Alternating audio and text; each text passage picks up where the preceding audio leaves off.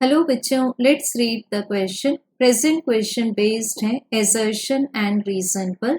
Assertion says spring balances show incorrect readings after using a long time, and reason says on using for a long time, springs in the balances lose their elastic strength.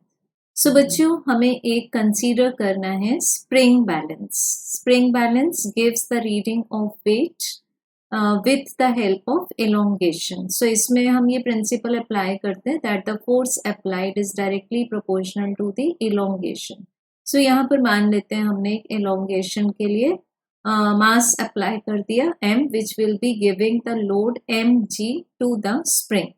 अब इस spring में assertion में बताया हुआ है कि जब हम इसको लॉन्ग टाइम के लिए यूज करेंगे so they will be giving incorrect readings.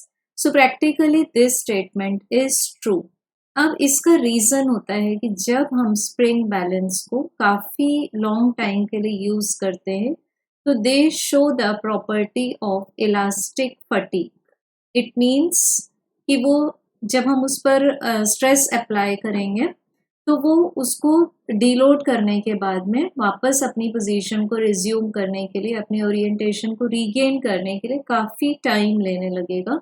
सो इसके कारण क्या होगा बच्चों कि जो स्प्रिंग की स्ट्रेंथ है, जो भी स्प्रिंग की स्ट्रेंथ है जिसके कारण हम उसको स्प्रिंग बैलेंस में यूज कर रहे हैं, वो स्ट्रेंथ को वो लूज करता जाएगा।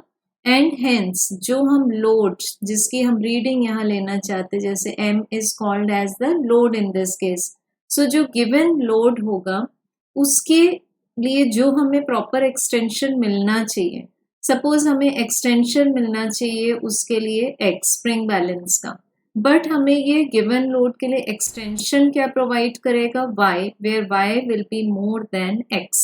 इट मीन्स जो y रीडिंग होगी वो फॉल्टी रीडिंग होगी एंड उसका रीजन होगा elastic fatigue of the spring. So wrong readings होंगी एंड रीजन में वही दिया हुआ है हमें कि on using for a long time springs in the balance lose their elastic strength. So इसका रीजन क्या होगा, इलास्टिक फटीग के कारण वो अपनी स्ट्रेंथ को लूज कर देते हैं। So we can say that the reason is also true and reason is the correct explanation for assertion, hence right answer is option 1. Thank you.